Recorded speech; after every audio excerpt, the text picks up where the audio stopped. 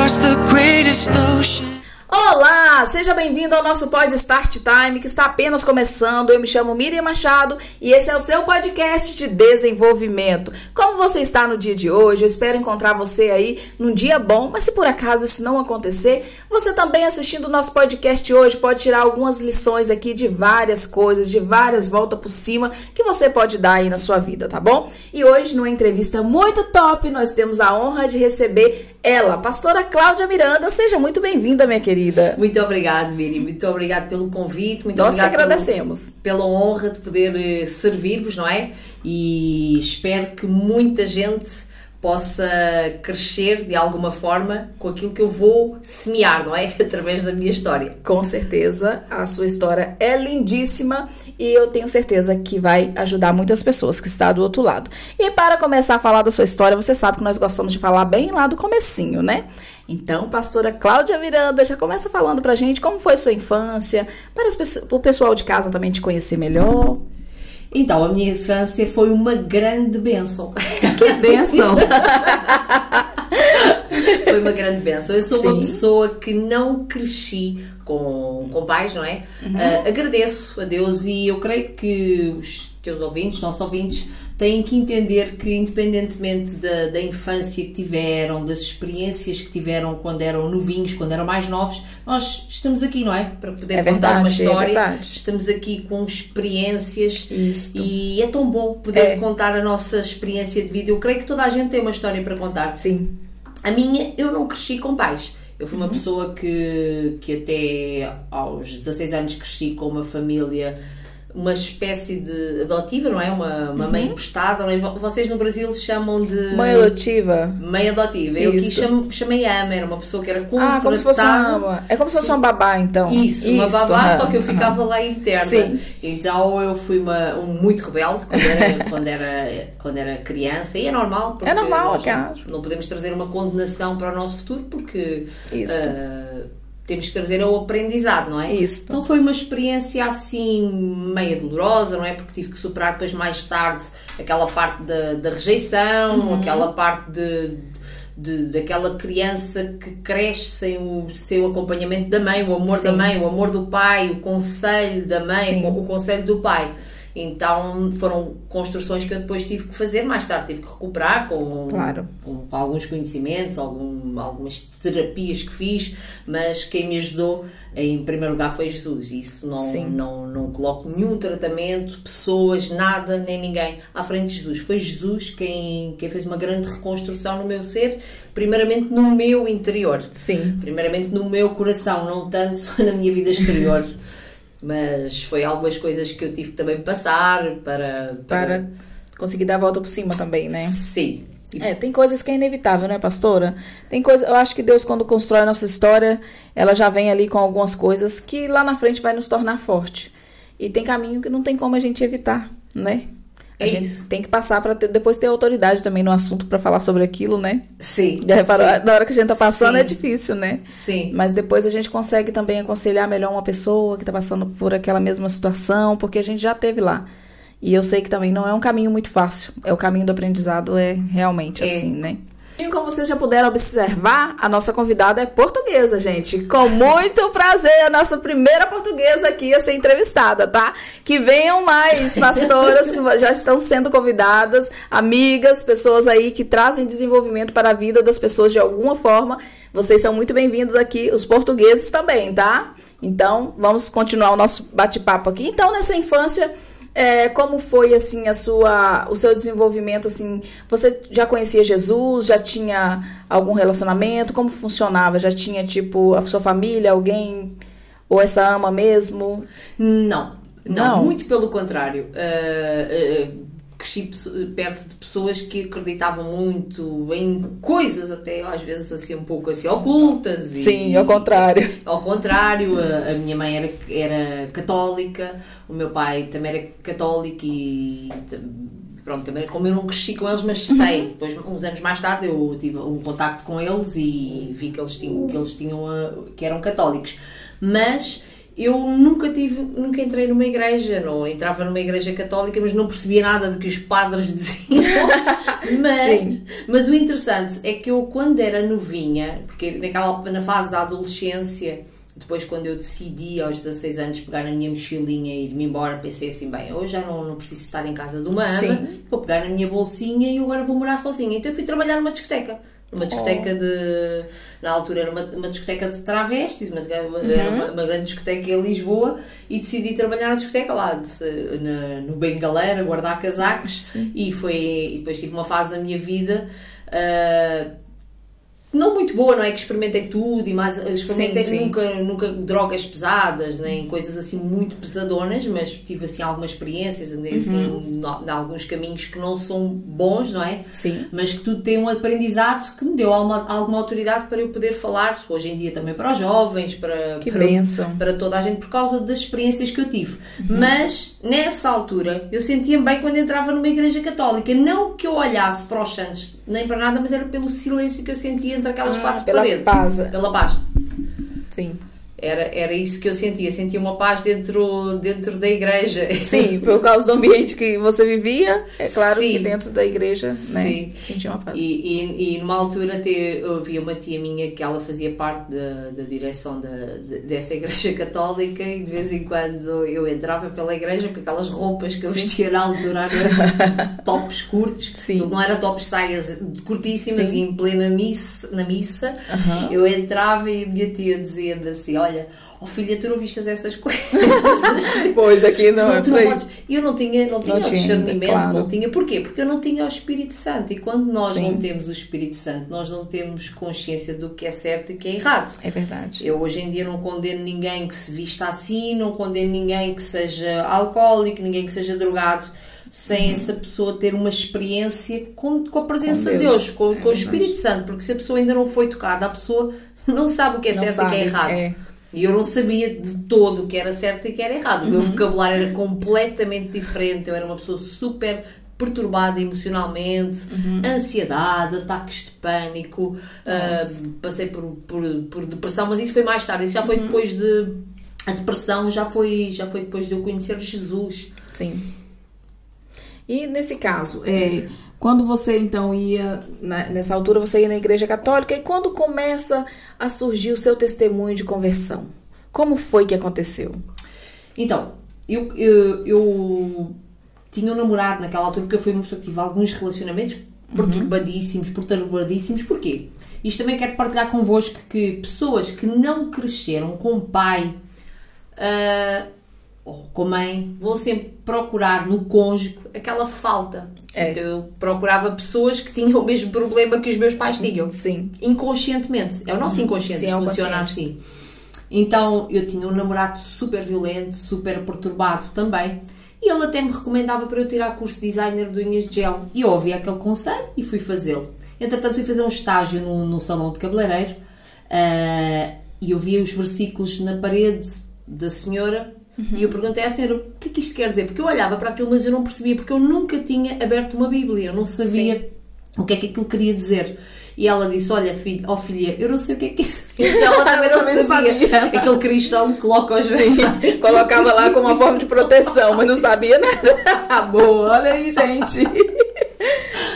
Mas pronto, e eu creio que até tudo coopera para o bem daqueles que amam a Deus e daqueles que Deus tem um propósito, daqueles que foram escolhidos por Deus. Porque de qualquer das formas ela disse, olha, fala com a minha filha. E eu vou falar com a filha também me disse, eu não sei. Mas ela deu-me um flyer para a mão, um convite, e eu olhei para aquela imagem, lembro perfeitamente que era Jesus com uma ovelhinha. E eu fiquei a olhar para aquilo, o que é que será que isto significa? E tinha uma passagem que está em Coríntios que diz, para crermos naquilo que não vemos, queremos naquilo que não vemos, porque aquilo que não vemos dura eternamente, e aquilo que vemos parece, é passageiro. E eu perguntei a ela, o que é eterno? E ela disse-me, olha, eu não te consigo explicar isso, e a minha curiosidade sempre foi essa, o que é eterno? Então eu fui à busca do que é eterno. Eu sei que há pessoas que vão ao encontro de Jesus por causa de uma cura e está tudo bem, vão por causa de uma cura, por causa de uma libertação, por causa de um milagre, mas o nosso foco tem que ser o eterno, para nós podermos crescer de uma forma madura, de uma forma saudável, é em busca do que é eterno. Eu falo isso por minha experiência, porque eu fui em busca do que era eterno. Eu só perguntava o que é eterno, mas ela não me sabe explicar. E ela encaminhou-me aqui para Portugal, no hotel, a um evento onde eu fui evangelizada, eu fui batizada por coreanos, pessoas do Peru, pessoas de outra nacionalidade na nação portuguesa, e eu fui batizada na nascente do rio Tejo, em Espanha, que eu não sabia, que eu não era tão má aluna na altura. Rebelde não quer saber de estudos, não é? Rebelde na altura não quer saber de estudos. Então eles levaram para a Espanha, fizemos um retiro espiritual. E eles lá em espanhol começam a falar assim: eres tu rio, e eu, eres tu rio como? E Rio Tejo. E eu perguntei, mas o Rio Tejo nasce aqui em Espanha? E ele disse que sim. Então eu obtive esse conhecimento. Então eu fui batizada no Rio Tejo, que nasce em Espanha, por um coreano, não é? Que foi o pastor durante aquela altura, que era o senhor da Coreia, que entretanto depois desapareceu, deixou as ovelhas todas. Só apareceu para te batizar. Não, mas aprendi muito com eles, aprendi acerca da cultura deles. Ai, que bom. Eles são muito... Eu gosto da cultura deles, gosto da forma que eles louvam também. Sim, são muito calminhos. E são pessoas que, lá está, estiveram comigo naquele tempo, e ensinaram muito acerca da graça de Deus. Eu aprendi para eles, eu tive ali um tempo, lá está, depois uma pessoa que está muitos anos. Sim. A minha vida era iates, era eventos com jogadores de futebol, com celebridades. Então a minha vida era assim uma luxúria, dentro de usar algumas drogas leves, de beber álcool, assim, de uma abundância do mundão, não é? Nós estamos todos no mundão. Claro. E o próprio Jesus andava no meio dos pecadores, só que eu, na altura eu era a má influência, eu era aquela pessoa que onde há festa, a Cláudia está. E o primeiro ano de fé, esses pastores, eles que falavam só da graça, e quando eu fazia alguma coisa, por exemplo, eu tive um ano que eu saía na mesma à noite, saía à noite e de vez em quando bebia demais, e depois sentia muito mal, porque eu falava com o pastor e dizia: olha, eu não sei porque já não sinto a mesma coisa. E ele não me dizia: ai não faças isso.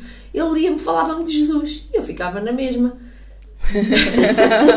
Falava-me de Jesus. Quer dizer, eu sentia uma paz, sentia um alívio, só que eu sabia que havia algo que eu estava a fazer que estava errado. Não havia uma repreensão, né? Não havia exortação, e eu sentia assim: bem, há aqui algo que eu preciso de mergulhar mais profundo, há algo que eu preciso de entender, porque eu não me estou a sentir bem já a fazer as mesmas coisas que eu fazia antigamente. E eu já sentia Deus a falar comigo, Deus a levar-me para o secreto. Sim. A gente sente, realmente. E a história dela é tão impactante que eu fico mergulhada aqui, ela tá falando. Olha, e nesse processo que você sentiu isso, essa necessidade de buscar mais de Deus, como foi esse primeiro passo que você deu? Qual foi a primeira reação sua? Que você falou: não, agora eu tenho que mudar algo aqui e vai ter que começar comigo. Como deu esse clique? Porque a gente tem isso, né? Claro que sim. Olha, uma coisa que eu também tenho a dizer para as pessoas é que escute isto do seu coração. E Miriam, eu creio que tu também tens a maturidade e sabes disto, não é? É muito errado nós pensarmos que vai ser por nossa força. Tem tanta gente frustrada que fala comigo, frustrada porque não consegue deixar as coisas pela força, mas quando entrega nas mãos de Deus, e Deus é tão simples que às vezes basta apenas uma pequena oração e Ele ouve o nosso coração, Ele ouve a inocência do nosso coração. E naquela altura eu era muito inocente. O que é que acontece? Eu mudei de casa e há 2 dias que tinha acabado de fazer a mudança. E eu ainda nem sabia bem onde é que era aquela para levar convite, porque as minhas casas eram sempre cheias de convidados, e naquela altura eu era cristã, ainda um bebê na fé, há um ano, e eu tinha uma amiga que era uma bênção. Aquilo era uma bênção, mas era para me levar para o inferno. Nossa! Sempre nós temos alguma. Então ela chamava-me sempre: olha, vamos comemorar a tua nova casa, vamos sair à noite. Chamam-me para ir sair à noite, eu bebi e fumei muitos baseados e tomei algumas drogas leves. Não me lembro daquela noite. Sei que eu torci o meu pé.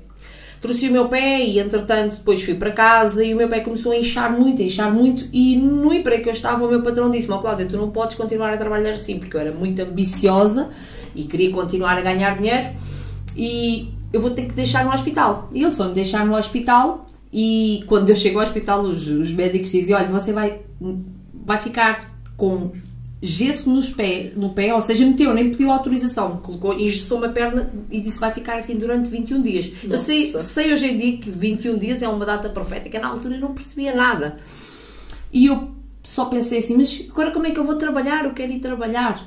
E depois fiquei em casa, com muletas, com muletas, fiquei em casa e eu queria pedir às pessoas para irem ter comigo a casa e eu não conseguia explicar bem, porque o meu prédio ficava muito escondido e eu não conseguia explicar às pessoas. Dava a morada, naquela altura, que já foi para aí eu creio que já foi há 12 anos, 11 anos, não me lembro, acho que já não sei se havia GPS, não sei se algumas pessoas não conseguiam lá ir. Eu lembro que o pastor lá, o coreano, ainda chegou a ir lá com a esposa, estiveram lá a orar por mim, mas o restante das pessoas eu não conseguia. E eu comecei a entrar ali, eu ainda não tinha ligado a internet, não tinha nada de especial, não tinha WhatsApp, não havia as coisas que havia hoje em dia, no YouTube. Antes era mais difícil. Então eu fiquei em casa, eu peguei na Bíblia, porque eu não sabia ler a Bíblia. Eu creio que no primeiro ano, também não podemos exigir muito de nós, mas lá está. Sim. E eu pensei assim, o que é que eu vou fazer? E eu comecei a chorar, porque eu queria ir às compras e eu metia uma mochilinha nas costas e eu não sabia onde é que eram os supermercados ali, os mercados, e eu chorava, meu Deus, porquê é que eu estou a passar por isto? Porquê é que eu estou a passar por isto? E foi quando eu peguei na Bíblia a primeira vez e eu abri e foi a primeira vez que Deus falou profundamente na palavra ao meu coração. Eu abri em Hebreus 12, que fala que Deus exorta os seus filhos, aqueles que ama. Porque se nós, está lá escrito isso, que se Ele não nos amasse, não nos exortava, não é? Sim. E mesmo que estejamos mancos, e quando eu vi aquela palavra que está lá no último versículo, diz que ainda que estejamos mancos, e eu pensei, eu estou manca, Deus está a falar comigo. Bateu certinho. Deus está a falar comigo e eu chorei, eu só pensei assim, eu quero mais disto, eu quero mais deste conhecimento. Depois comecei a esmiuçar mais da palavra para tentar entender e comecei a entender algumas coisas. Para mim Deus já falava em tudo. Eu qualquer coisa, eu abria a Bíblia, qualquer direção que precisava, abria a Bíblia. Sim. E foi assim que eu passei os meus 21 dias, mas entretanto depois ainda saí à noite e numa das usadas, foi a última vez que eu saí, que apanhei assim mesmo uma pedrada, não é? Lembro-me perfeitamente de ver demónios na casa toda, porque depois abriu-se os meus olhos também para o mundo espiritual e para aquilo que Deus tinha para há pessoas que não têm esse dom, eu sei que... há pessoas que não têm, não conseguem entender. E eu vi o mundo espiritual assim, e eu fiquei com muito medo e eu não quero mais usar estas coisas, porque eu via monstros, eu fui para baixo da cama, eu via monstros, via demónios pelo quarto. E nesse tempo você estava sozinha? Estava sozinha, sim. Entretanto, outra experiência que eu tive com Deus, mesmo assim, porque lá está, não é tudo, Deus vai falando aos poucos, né? Sim, e nessa empresa também, pronto, porque lá está, Deus queria me libertar dessa vida para aquilo que Ele tinha para fazer comigo. E o que é que acontece? Eu quando um dia fui trabalhar, os meus colegas e o meu chefe de equipa fizeram uma festa qualquer, não me lembro, foram para uma discoteca e a discoteca não estava ninguém. Foi um dia de semana e eu fui e estava a beber um vodka com limão. Pensei assim, eu já era um biálcool nessa altura, eu pensei assim, isto não tem mal nenhum para mim, beber um vodka. É assim, a Bíblia não diz que é pecado, a Bíblia não diz que é pecado beber álcool, a Bíblia diz não vos embriagueis com vinho onde há contenda, não é? Porque há pessoas que dizem que é pecado e não diz que é pecado. A Bíblia diz não embriagar. Diz para não embriagar. E eu peguei no vodka e estava a beber e de repente eu tinha um colega que andava sempre de Ferrari e ele era muito calado, ficava a observar tudo e todos e eu de repente no meio daquela discoteca parece que se me apagaram as luzes todas, parece que ficou tudo às escuras, mas foi uma visão espiritual e só vi ele a vir em direção a mim, os outros estavam para lá, os meus outros colegas, e ele vem em direção a mim, começa a falar comigo assim, diz-me assim, olha, o que Deus te chamou para fazeres, olha bem para ti com um copo na mão. Achas que alguém vai acreditar em ti? Achas que tu vais ter alguma referência para alguém? Deus já não quer essa pessoa assim. Deus quer ver uma nova pessoa. Então, Deus não te quer nesse ambiente. Deus não te quer beber. Deus não... eu nunca tinha aberto o meu coração para ele, eu nunca tinha falado com aquele homem. E eu fiquei assim a olhar para mim e eu pensei, e depois aquilo levou-me a pensar muito. Eu comecei a pensar muito acerca daquilo que ele me disse e eu pensei, mas como é que ele não sabe nada da minha vida e falou isto? Como é que ele sabe o que é que Deus tem falado também ao meu coração, aquilo que me tem incomodado no meu coração? E aí eu comecei a ter um pouco de temor acerca dos lugares onde eu estava, não é? Sim. Que foi um tempo, não é? Hoje em dia já vou a ambientes, vou livremente a ambientes, estou em ambientes, sento em mesas, em mesas, mas naquela altura não era para eu estar nesse ambiente. Só que eu estou, não deixei mesmo de gostar, não gosto, não consigo beber. É porque é interessante que a Bíblia não fala pra gente não embriagar. Mas também nós, como seres humanos, que já tivemos contato com bebida, mesmo quem não teve, a partir do momento que começa a beber, vai um copinho aqui, outro ali, daí a pouco já tá bebendo mesmo, né? Já tá achando aquilo comum, tudo liberado. Então é interessante, por isso que Deus usou alguém para te falar, que naquele momento, né? Porque no processo de libertação, se a gente estiver vinculado a esses ambientes, a gente não consegue. Eu falo por experiência própria. Se no processo de libertação eu ficasse vinculado a esse tipo de ambiente, esse tipo de amigos, a gente não conseguia... Eu acho difícil continuar dando sequência naquilo. Com certeza. Né? E aí você tava nesse... Aí como funciona? Eu te cortei, peço desculpa. Não. Aí no caso bem. Você tava... Aí depois disso... Não sou eu que falo, né? São duas faladeiras aqui, viu? Que é maravilhoso. Então, e depois disso, como foi? Aí você foi pra casa, pensando nisso? Sim, continuei a levar a minha vida normal, mas já evitava os convites. Aí comecei a pensar, bem, quando a outra me ligava, bem, eu não posso sair com a outra, porque eu caí da outra vez, ela deixou-me sozinha, teve que ser alguém que me trouxe para casa, que levou-me lá para uma cidade até diferente, o convite dela.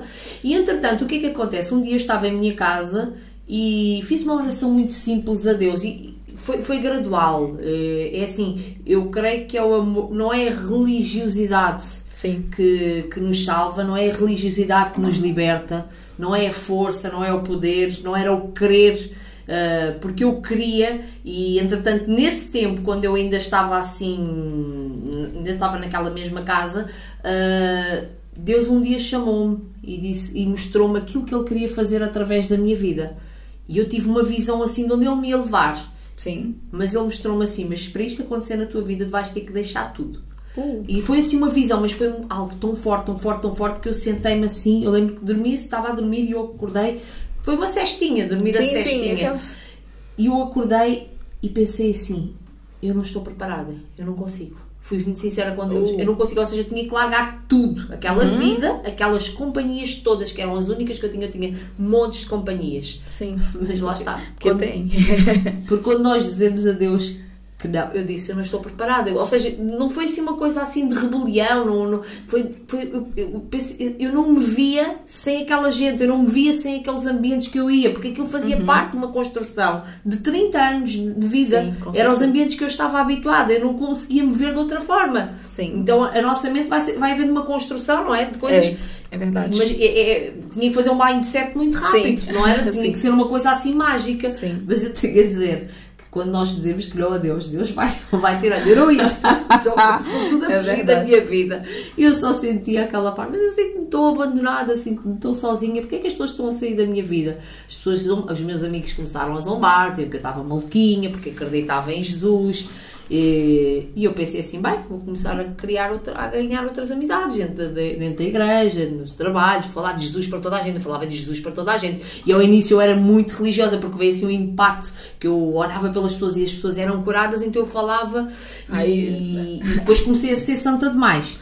Mas Deus trabalha, não é santa, eu errei na frase, não é santa demais, comecei a ser religiosa demais, ou seja, eu pensava que a maturidade que eu tinha, eu não entendia outra pessoa que ainda não tivesse sido assim tocada. Então, entendi. Mas Deus depois trabalhou no meu coração com esta maturidade que, graças a Deus, tenho hoje em dia, de entender, ver o outro está num patamar, ele ainda não teve um encontro com o Espírito Santo, ele não foi tocado, eu não entendia que a outra pessoa ainda não tinha tido um encontro com Deus, e tudo é um processo, tudo tem o seu tempo determinado debaixo dos céus.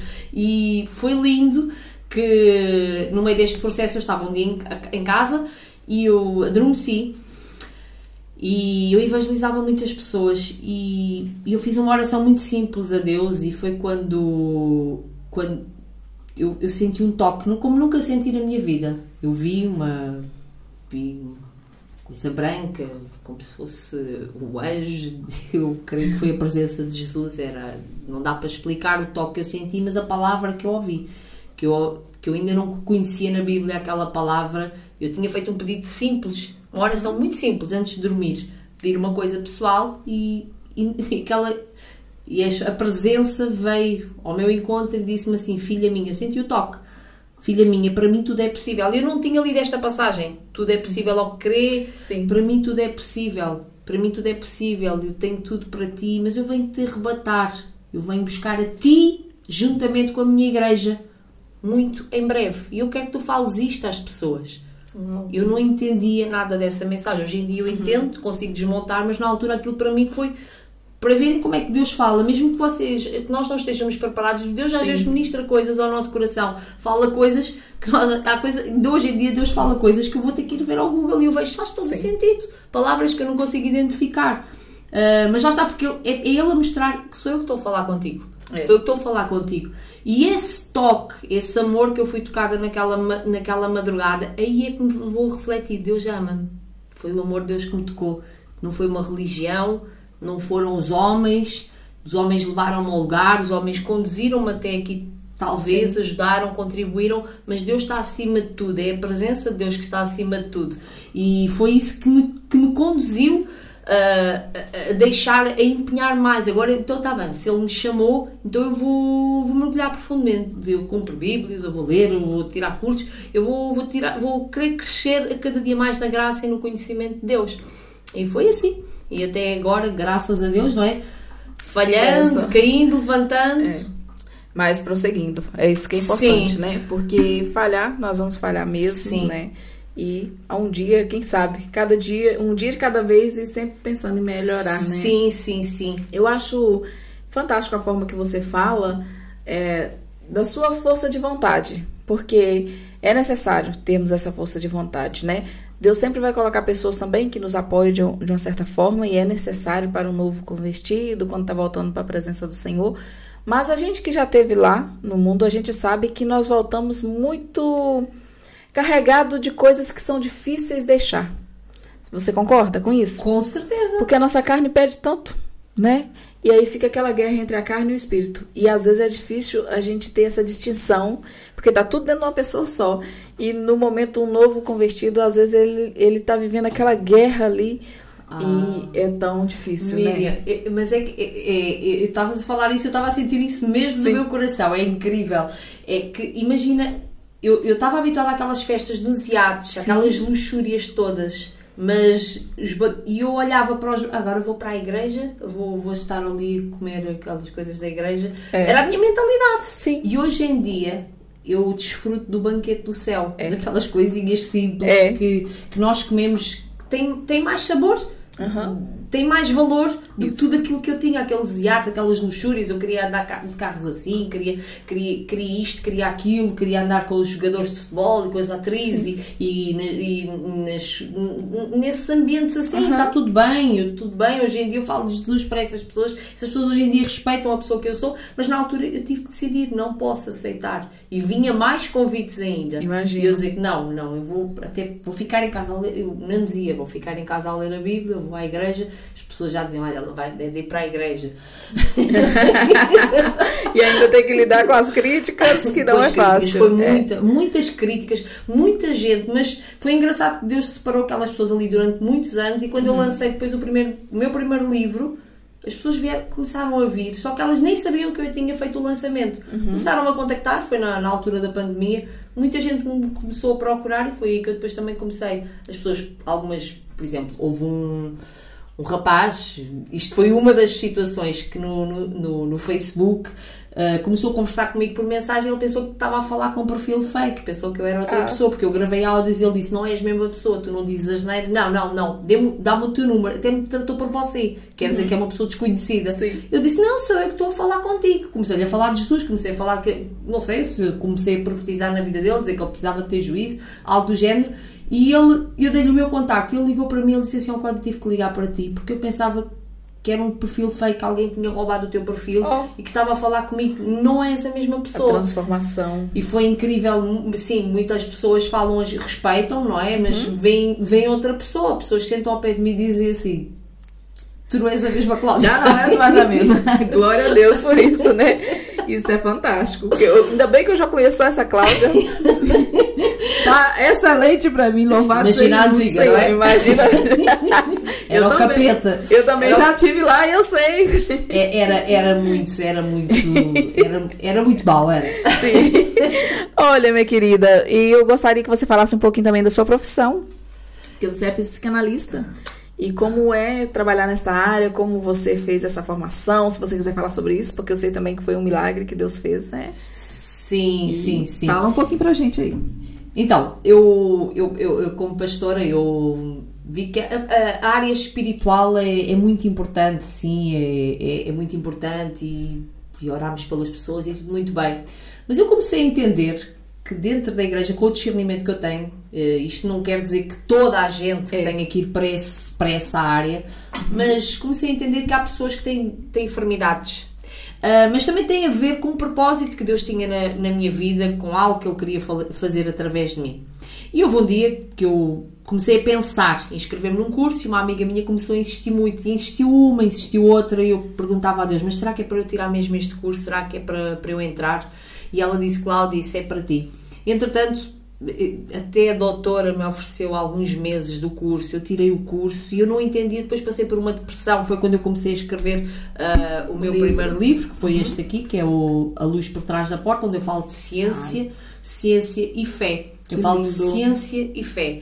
Ou seja, eu falo onde é que a fé entra para nos curar, mas também existe áreas que a pessoa tem que ir ao médico. Sim, porque há uma passagem que diz que creio que está em Ezequiel ou Zacarias, eu não me lembro bem, atenção, sei tudo dos dois versículos todos, há coisas que me voam agora, mas onde Deus fala para o profeta passar uma pasta de figo para alguém ser curado. Pasta de figo é um medicamento. Então há pessoas às vezes que precisam tomar um chazinho, tomar um óleo essencial. Eu sou uma pessoa que como psicanalista, eu não recomendo, não receito medicamentos, é tudo coisas naturais. Sim, claro. E aponto sempre para a fé primeiramente. Primeiramente a fé. Sim. Às vezes há pessoas que precisam de ser curadas na fé. Quando há um problema que é realmente... Tento entender, porque é assim, os meus atendimentos, porque hoje em dia há cursos de 1001 coisas. As pessoas dizem que são terapeutas, mas é assim, um psicanalista, um psicólogo é uma coisa, um psicoterapeuta é outra. Nós temos que saber em que área é que nós estamos a agir, não é? Isso.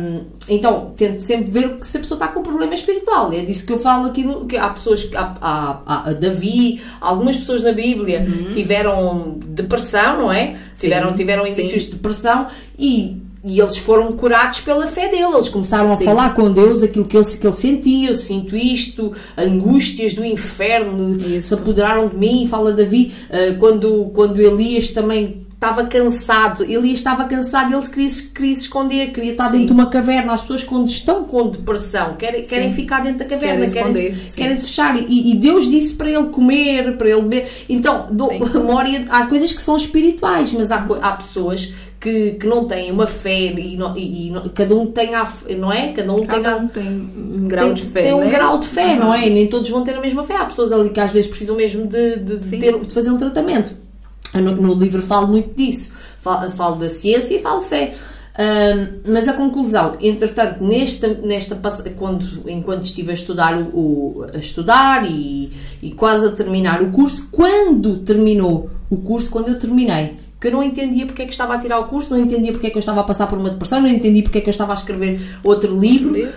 Eu não entendia nada, e só quando terminou Deus disse-me assim: filha, tu tiraste este curso porque, por causa de uma promessa também, em lugar da tua vergonha, Deus já dupla honra. E quando eu era criança, como eu era muito rebelde, era chamada da maluquinha, era chamada da doidinha, pessoas que não acreditavam em mim, e talvez eu trouxesse essa palavra, e temos de ter cuidado com as palavras da infância, e Deus disse assim: chamavam-te maluquinha, mas hoje tu tratas dos que realmente estão com esse problema. Fui eu que fiz isto na tua vida. fui eu que fiz isto na tua vida, foi a minha mão que te trouxe até aqui, eu fiz isto para te honrar, para honrar uma palavra que tu ouvistes na infância, Sim. que não era nada daquilo que eu tinha para ti, e para mostrar às pessoas que tu és uma pessoa muito capacitada e que podes cuidar, e inclusive agora eu lembrei-me desta, porque houve uma dessas pessoas que me chamava da maluquinha, e que eu já fiz atendimento a essa pessoa. Você cuidou dela. Oh. Sim, incrível. Mas Deus permite, porque até a humilhação tem um propósito. Tudo que a gente sofre tem um propósito. E esses apelidos, eu acho interessante você falar isso. Vocês falam apelidos aqui, não é? É alcunha. Como é que é? Alcunha. Alcunha.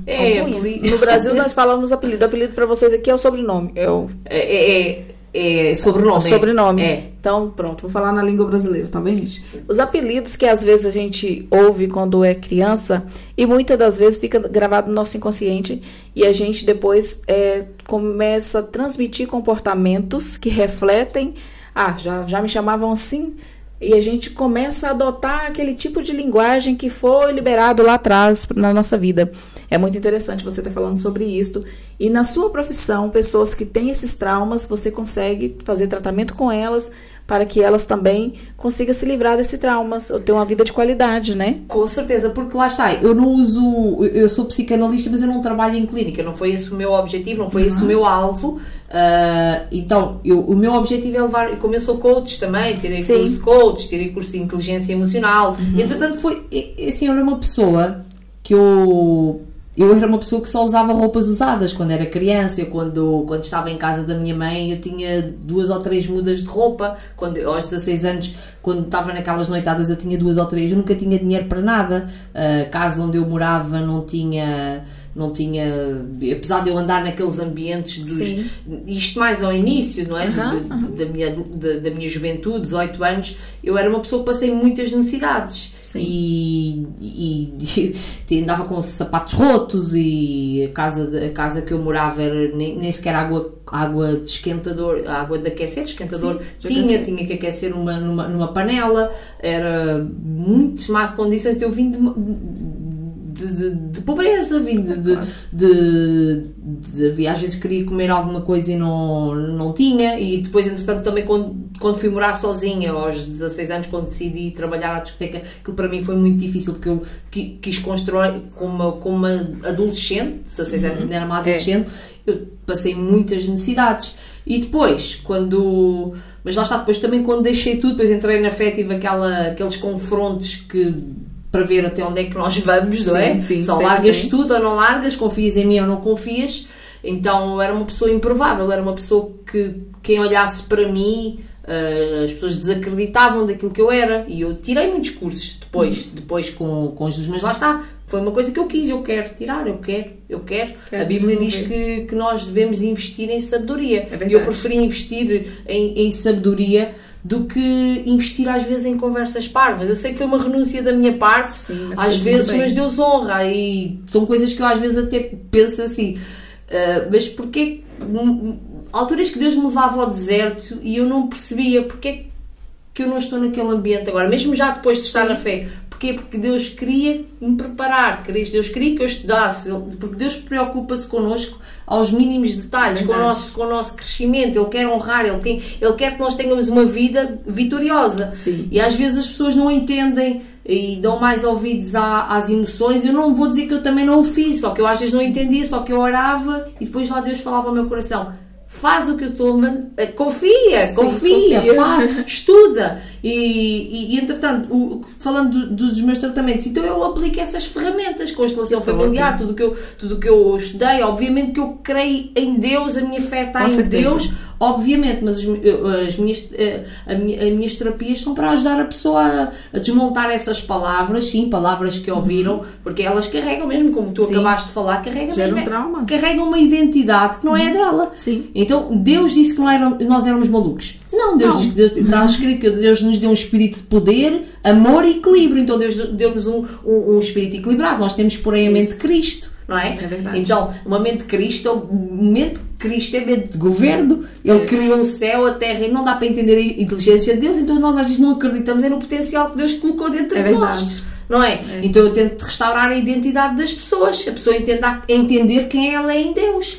E existem pessoas que já chegaram assim para ter uma consulta contigo e depois elas conseguiram assim mudar essa mentalidade, fazer um processo de metanoia, né? Porque é necessário, porque ela já vem ali com a crença enraizada, então elas realmente precisam de um trabalho. E as pessoas têm que entender, você que está em casa tem que entender que você precisa de tratamento. Quando você tem essas coisas com você, você carrega esses traumas, essas coisas que impedem você de avançar, que todo dia está ali martelando na sua cabeça, você sabe que você não é aquilo, mas acaba acreditando, porque isso acontece com todos nós. Todos nós já tivemos algo, alguma palavra que foi liberada em algum determinado momento, que por vezes ficou ali dentro, a gente fica remoendo naquilo, né? Sim.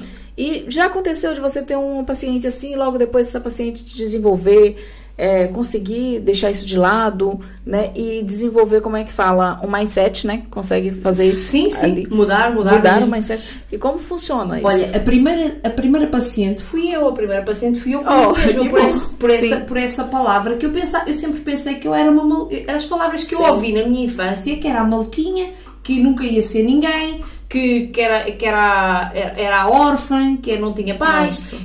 Era coisas que eu ouvi. Então, o que é que eu fazia? Eu na Bíblia começava... Deus não diz que eu sou isso, eu vou acreditar no que Deus fala acerca de mim. Então, eu comecei a declarar por fé as palavras. Deus diz que eu sou isto, eu sou filho. Essa parte aí. E uma coisa que eu tenho a dizer aqui, pessoas que não cresceram com pai ou com mãe, e existem também aqueles que estão órfãos dentro de casa. Têm pai, têm mãe, moram com o pai, moram com a mãe, mas não têm atenção nenhuma dos pais, sentem-se órfãos de pai e de mãe. Rejeitados, eu tenho a dizer a vocês que vocês têm um grande pai.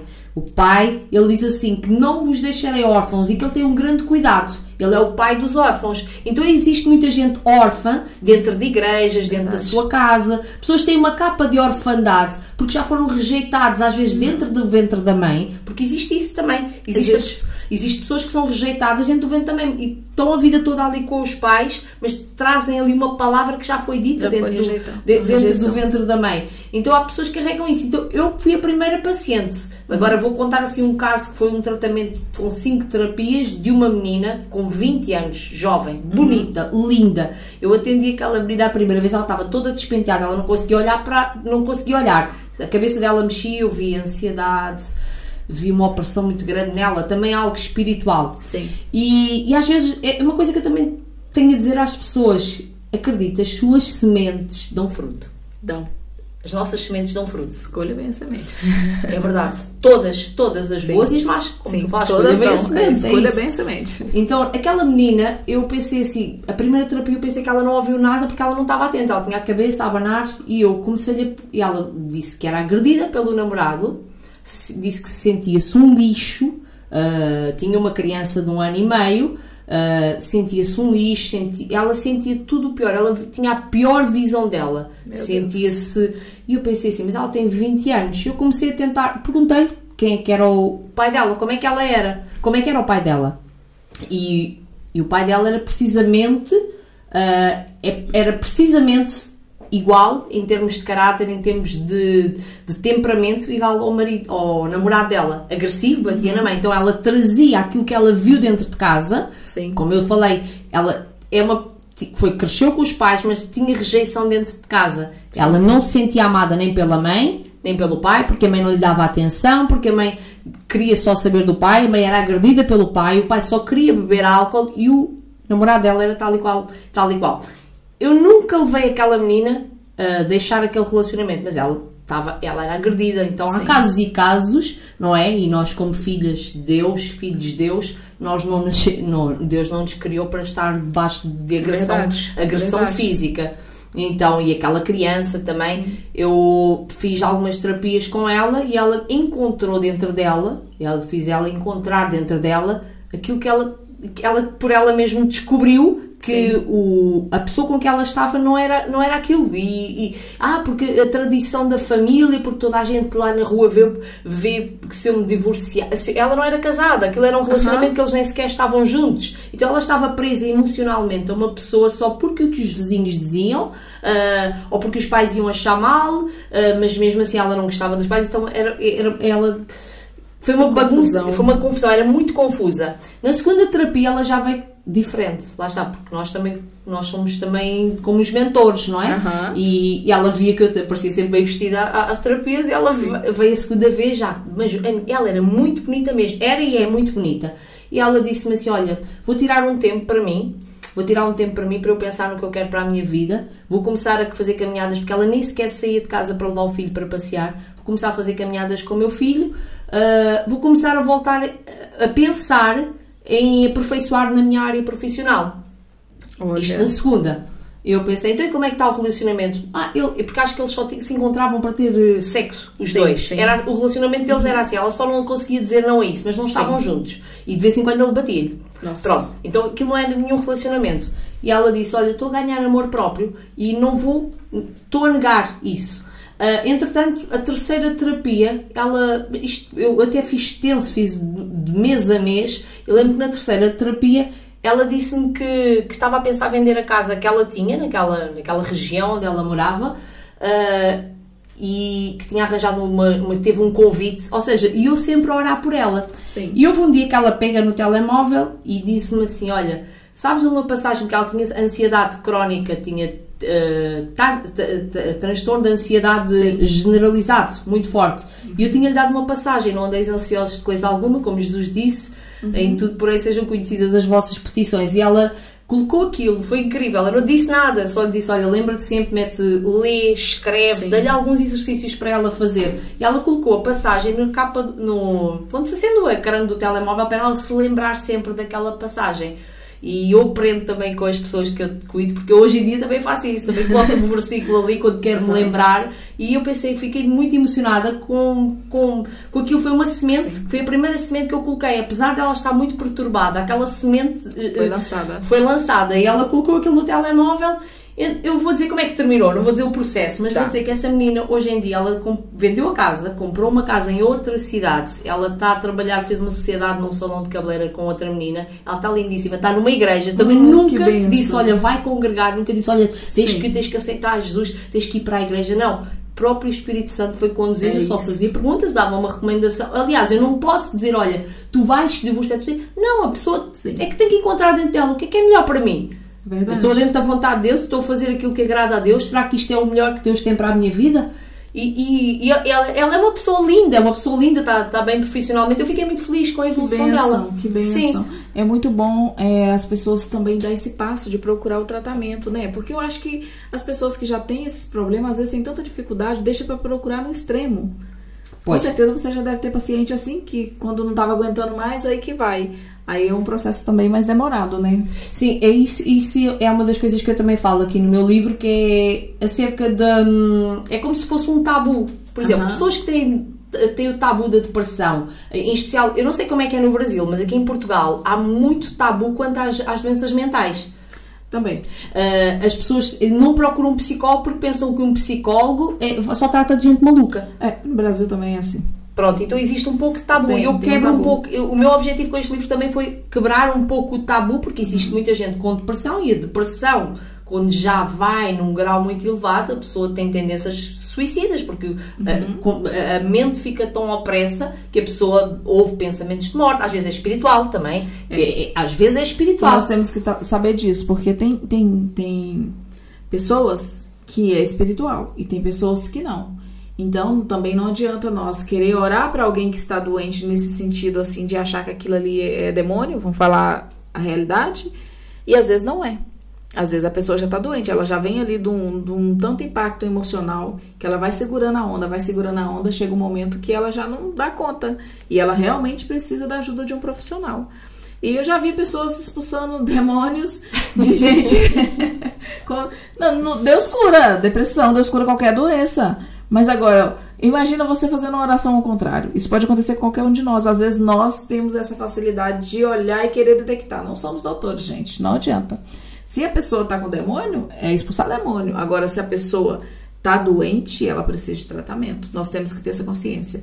Eu acho que às vezes falta um pouquinho disso no nosso meio. Entender que nem tudo é demônio. Isso. As doenças têm, assim como às vezes, né, tem dia que você tá com uma dor de cabeça, assim também tem as doenças emocionais, que faz com que as pessoas vai se afundando cada vez mais. E tem pessoas que deixam pra descobrir isso muito tarde. É isso. Tu falaste uma coisa muito, muito profunda e muito interessante também, que acontece, infelizmente acontece muito isso, e foi isso que eu vi também. Pessoas dentro de igrejas com depressão, sim, e a serem rejeitadas pelo outro. E tu falaste de uma frase interessante: precisa de ajuda de outro. Isso. Uma pessoa não pode, com depressão, estar a ser criticada nem pela sociedade, nem pela família, muito menos pela igreja, quando o papel da igreja é acolher, não criticando a igreja, obviamente. Sim, não sim. Creio que há igrejas que têm existem boas igrejas, sim, que têm boas igrejas que acolhem bem, que têm maturidade, mas às vezes o cristão, quando não é ensinado corretamente, vai pensar, porque o demónio não saiu da pessoa. Não, a pessoa está a precisar de ajuda. Verdade, tem que andar junto, alguém que está ali a apoiar, alguém que está a ajudar. Por isso é que o meu objetivo, o meu propósito em ser terapeuta é realmente trazer essa companhia a essas pessoas que precisam. Sim. Como a ajuda espiritual também. É muito bom também as igrejas as pessoas entender que nós fazemos parte do mesmo corpo, cada um com funcionalidade diferente. E a tua área, por mais que a gente está numa igreja, nós temos que entender que a nossa área tem que ajudar as pessoas, tanto ali quanto fora dali, né? Então, a nossa função é ajudar, é fazer com que aquela pessoa consiga sair daquele estado que ela está. E quando a pessoa, às vezes, muitas pessoas passam por isso e tem vergonha de pedir ajuda. E eu acho que você que está em casa, talvez você está se sentindo sobrecarregada, tem esse trauma, tem outras coisas, tem palavras que você sentiu aí que em algum momento da sua vida te bloqueou. Não tenha vergonha de pedir ajuda. Peça ajuda.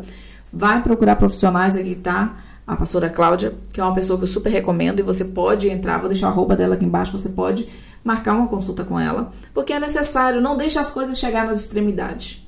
Vai, porque quanto mais rápido você consegue sair desse estado que você está, mais você frutifica, mais uma vida de qualidade você tem, e mais também você consegue fazer aquilo que Deus te chamou para fazer. E agora eu quero que você fale um pouquinho por que você começou a escrever. Como foi esse início aí? Porque tudo tem um porquê, a gente sabe que na vida do crente nada é por acaso. Então conta pra gente aí como foi. Porque você tem 2 livros, pra quem não sabe, viu? A pastora Cláudia já escreveu 2 livros. É o meu primeiro, é o Reino Nunca Visto. Que lindo. O Reino Nunca Visto. O Reino Nunca Visto. Então, este livro foi aquele que eu já... É um livro... O meu propósito na escrita, primeiramente, ou seja, o que Deus colocou dentro do meu coração é para eu usar os meus livros, tanto que todo o dinheiro que eu todo o dinheiro das vendas dos meus livros é para ofertar para ofertas de Bíblias e para ganhar pessoas para Jesus, para novas pessoas. Ou seja, não vou dizer que é um livro estratégico, porque todos aqueles amigos que eu disse que ficaram muitos anos longe de mim, Deus trouxe-eles de volta até à minha companhia, e aí eu já tinha um livro. Eu disse: olha, escrevi um livro. Sim. Tu escreveste um livro. Chegou a hora da volta por cima. Quando as pessoas começaram a ler, disseram assim: eu pensava que Deus era outra coisa, eu pensava que Deus era uma igreja, e que, ou seja, da forma simples que eu falo, porque eu falo o Reino Nunca Visto. Este é um livro de autoajuda, não é? Onde eu explico um pouco porque o que acerca da alegria que está dentro de nós. Sim. Ou seja, tudo aquilo que eu procurava na minha infância, todo aquele amor, toda a paz, toda a alegria que eu buscava no álcool, nas drogas, nas companhias, nos relacionamentos, estava tudo em Deus. Tudo em Deus. Tudo em Deus. Então eu explico de uma forma simples no livro acerca disso. Então esse é o objetivo, as pessoas conhecerem Jesus de uma forma simples, poderoso como Ele é, não é? E o amor que Ele tem, e que Ele não faz acepção de pessoas. Sim. Ele não faz acepção de pessoas. Agora, como é que eu comecei a escrever livro? Isto é engraçado, porque como nós vemos de tudo, não é? Eu sou uma pessoa que não acredito muito em profetadas. Eu acredito em palavra de conhecimento, que é um dom que se chama, que é a palavra de conhecimento, que é uma palavra revelada que vem do coração de Deus. Acredito na palavra profética. Pronto, e um dia fui orar no monte com uma pastora que eu já não ouvi há anos, e ela não conhece nada da minha vida pessoal. E ela começou a orar por mim e disse assim: olha, Cláudia, eu vejo umas folhas e vejo escrito. Eu comecei a pensar assim: umas folhas escritas. Ela disse: faz. E começou a ficar muito, muito empolgada. Faz isso. Eu faço o quê? Eu não percebi. Folhas e folhas. Entretanto, comecei a orar e eu pensei, será que eu vou escrever livro? Mas eu nem sequer sabia escrever no computador, ou seja, pensava eu numa crença limitante. Porquê? Sim. Porque quando eu era criança, jovem, toda a minha vida sempre eu acolhi uma palavra que ouvi que era uma burra, que era uma atrasada. Sim. Acolhi aquela palavra. Então quando nós acolhemos palavras que nos chamam, nós vamos viver aquelas palavras que nos chamaram. É verdade. Então eu tinha uma crença limitadora.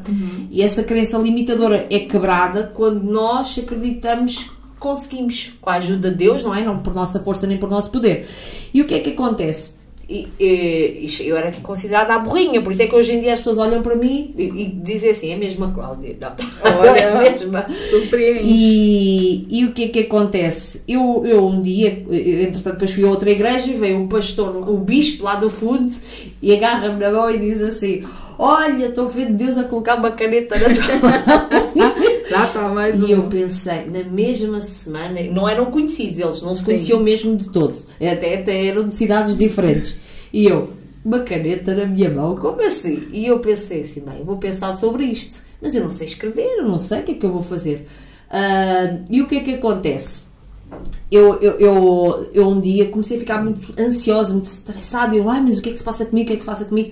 E eu disse, inclusive disse para a minha filha, eu tenho uma filha com 12 anos, com 20 anos, e eu disse, olha, deixa-me ficar em paz, que eu preciso preciso-me ficar trancada no quarto. E entretanto comecei a chorar e só perguntar, meu Deus, o que é que eu tenho? O que é que eu tenho? O que é que se passa comigo? O que é que se passa comigo? E às vezes Deus quer fazer coisas através da nossa vida e se nós não estivermos muito sensíveis à voz dele, nós vamos deixar passar. Então, mas quando Deus quer muito fazer, Ele vai nos pressionar a fazer. Sim. Ele usa as maneiras incríveis, como aquela de eu ter ficado com a perna... Tudo tem um propósito. Com aquele problema na perna de ter ficado moletas. O mesmo aconteceu com o livro. E foi quando Deus disse assim, escreve. E eu, escrevo o quê? E eu, naquele dia, parece que tudo estava escuro à minha volta. Eu olhei através da minha janela, eu vi uma flor. E eu senti uma paz quando olhei para aquela flor e veio-me aquela passagem ao coração que diz, o reino que está em Romanos, que diz, o reino de Deus não é comida nem bebida, é paz, justiça e alegria no espírito. E eu pensei assim, então eu vou começar a escrever esse versículo. Eu comecei, eu escrevi, eu tive a tarde toda a escrever, eu escrevi um caderno, eu chorei, escrevi, depois saí do quarto, parece que tinha-me aliviado, que tinha aliviado o peso da alma. Saí do quarto, voltei aos meus afazeres e pensei assim, mas o que é que eu tinha? Eu não percebo. No dia seguinte fui ler aquilo e eu pensei assim, como é que eu escrevi isto? Eu comecei a chorar, como é que eu escrevi isto? Isto são palavras que saíram de mim. E agora o que é que eu faço? Eu pedi à minha filha, olha, por isso a minha filha também agradece. Quando a minha filha vir, eu agradeço porque ela ajudou-me.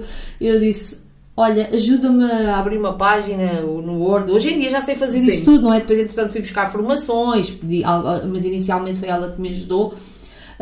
Ajuda-me. E eu comecei a escrever no computador e à medida que fui escrevendo, e eu pensei, mas será que eu estou a fazer mesmo o que é certo? Entretanto, Deus começou a enviar, eu não procurava, Deus enviava editoras, e quando Deus tem alguma coisa para fazer na nossa vida, Ele vai enviar as pessoas que estão alinhados com o propósito que Ele tem, não é? Ou seja, Deus tinha um propósito também no coração da outra pessoa, de me ajudar, e envia os conhecimentos, nós também fazemos a nossa parte e Deus faz a dele. E foi o que aconteceu. Isto no primeiro livro. O segundo, e depois eu ainda com a minha dúvida, lá está, porque as crenças vão-se quebrando. Sim. Quando foi para escrever o segundo livro, eu pensei assim, será que é mesmo para eu escrever? Será que eu já tinha escrevido? Já tinha escrito. Será que eu nasci mesmo para ser escritora? Será que isto é mesmo o propósito de Deus na minha vida? Eu entrei num jejum, eu pensei assim, não, eu não vou escrever mais se não for do propósito de Deus. E eu fiz um jejum e no dia seguinte, depois do jejum, eu tinha um convite de uma editora para me oferecer o lançamento, praticamente a oferta do lançamento do segundo livro. Nós estamos a ajudar novos escritores, e foi uma oferta e eu tive uma resposta de Deus. Isto é o que Deus quer que eu faça. Uau! E foi incrível, isto é incrível. Eu guardei aquilo até para a minha recordação, para nunca me esquecer, não é? Da resposta que Deus me deu. Deus responde aos nossos jejuns. E às vezes nós temos dúvidas dentro de nós. Será que Deus quer mesmo fazer isto na minha vida? Então nós devemos fazer como Gideão.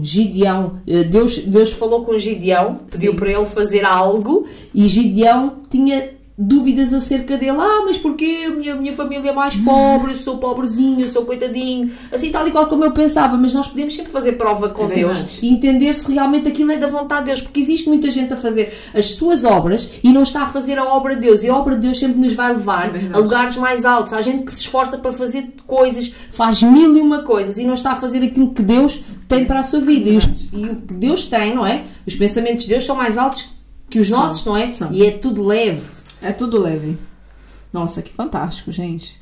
É interessante que às vezes Deus permite a gente passar por coisas que vai nos ajudar no nosso chamado, no nosso ministério, naquilo que Ele já traçou para nós. E é o que acontece acerca dos livros, né? Além de abençoar a vida de pessoas, ajudar com que pessoas também desenvolvam, né? É um livro de autoajuda que você falou. Sim, a minha secção é da autoajuda. É uma bênção, e depois também você que quer ter seu livro, vai ficar o @ da pastora Cláudia aqui, você pode entrar em contato com ela, tá bom? E é interessante a gente ler algo que a pessoa viveu.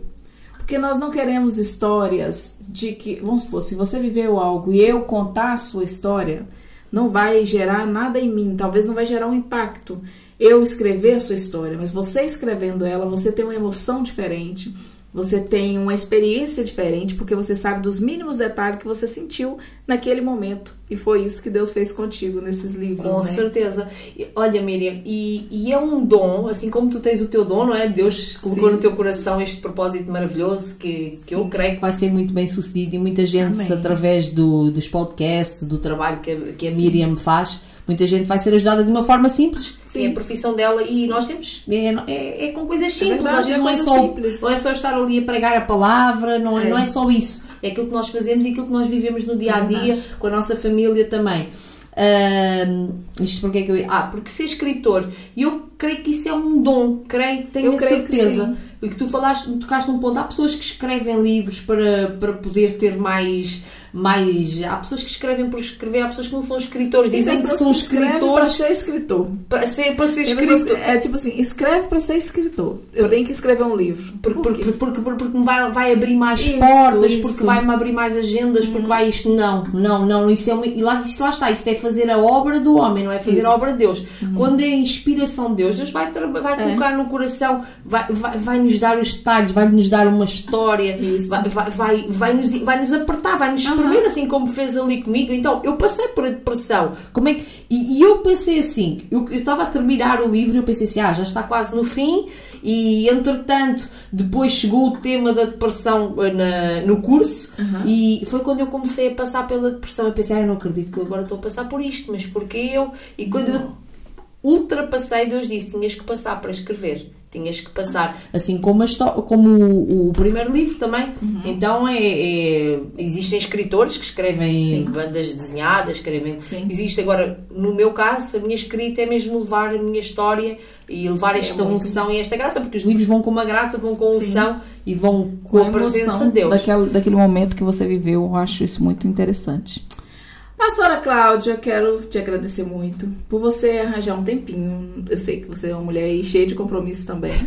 E muito obrigada pela sua presença, pela sua disponibilidade, por estar aqui. Nós já tínhamos gravado um que teve um problema técnico, mas esse, em nome de Jesus, já deu tudo certo.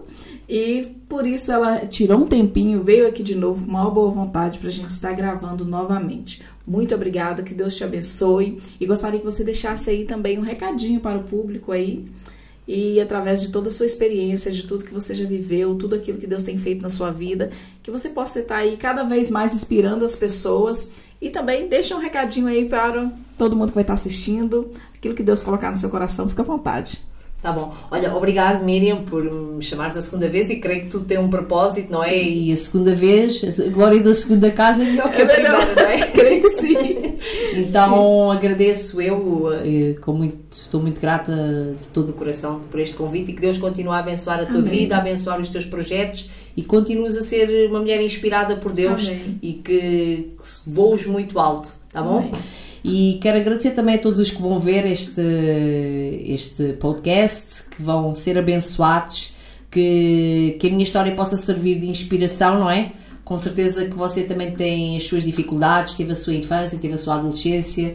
Talvez você se sinta aí como o apóstolo Paulo, que até cristãos matava. que queria matar aqueles que seguiam a Jesus, você pensa assim, mas eu gosto da história dela, ser escritora e ter uma mudança assim radical de vida é muito bonito, mas esse Jesus não quer. Mas eu tenho-lhe a dizer que Jesus é o caminho, é a verdade e a vida, e se não fosse Jesus, eu não conseguia por mim mesma. Então, se você é uma pessoa que carrega crenças de não merecimento, porque você até hoje, dentro da sua casa, talvez a pessoa que está aí ao seu lado, está-lhe a dizer constantemente, olha, tu não vais conseguir, tu és um lixo. Eu tenho-lhe a dizer, não desista. Ouça a voz do seu coração. Não deixe de viver uma vida, não deixe de viver o seu propósito de vida. Você nasceu com um propósito de vida, cada pessoa é uma pessoa. Seja você mesmo. Você pode ser você mesmo, dentro da sua família, dentro da sua igreja, dentro da empresa onde você trabalha. Você pode ter uma identidade, desde que ela esteja em Cristo. Não é? Você não precisa de ser... Uma coisa que me faz confusão é as pessoas que pensam que nasceram para ser manada, aliens, todos iguais. Não, você nasceu para ser diferente. Você nasceu para ser diferente. E essa diferença está dentro de si. Então Jesus, quando disse assim, vós sois sal e sois luz. Então você nasceu, uma luz brilha. Deus não chamou, quando Jesus falou, não os chamei para vos meter debaixo da mesa, aí escondidos. Então a minha oração para a sua vida é que você saia debaixo dessa mesa e permita-se que Deus o coloque e a coloque na posição que Deus tem para si. Então, em nome de Jesus, que essa crença limitadora, que você nasceu para estar escondido, talvez palavras que você ainda carrega até hoje, através desta mensagem, ouça de novo a mensagem, ouça de novo o podcast e veja que eu passei por muitas coisas, você passa por muitas coisas, mas você tem poder em Deus para ultrapassar e viver uma vida maravilhosa, uma vida abençoada que Deus tem para si. No mundo teremos aflições, todos temos problemas, mas Jesus disse para você ter bom ânimo, porque Ele já venceu por si. Alguém venceu por si. Você não está sozinho. Deus está consigo. Você não é órfão. Você não é órfão. Há um cuidado muito grande de Deus para aqueles que não têm pais. Você se passou pelo mesmo que eu, crescer sem pais. Há um amor muito grande. E eu creio que você já está a sentir esse amor no seu coração e onde você está. Você está a sentir-se amado por Deus. Eu oro para que você sinta-se amado, sinta-se abraçado pelo Espírito Santo de Deus. Em nome de Jesus. Deus abençoe a vida de todos. Uau, gente! Você já recebeu do outro lado? Eu já recebi aqui, gente. É isso mesmo que a pastora falou. A paternidade de Deus é fantástica, é perfeita. Então, talvez você é órfão e se sente assim. Talvez é órfão de pais dentro de casa, como a pastora disse, né? E se você tem traumas, trate com um especialista. Se você precisa entender sobre a paternidade de Deus, também busque essa intimidade em Deus, tá bom? Porque Deus é um Pai perfeito. E se desenvolva para que o melhor de Deus venha acontecer na sua vida, tá bom? Até o próximo podcast. Vamos ficando por aqui. Tchau!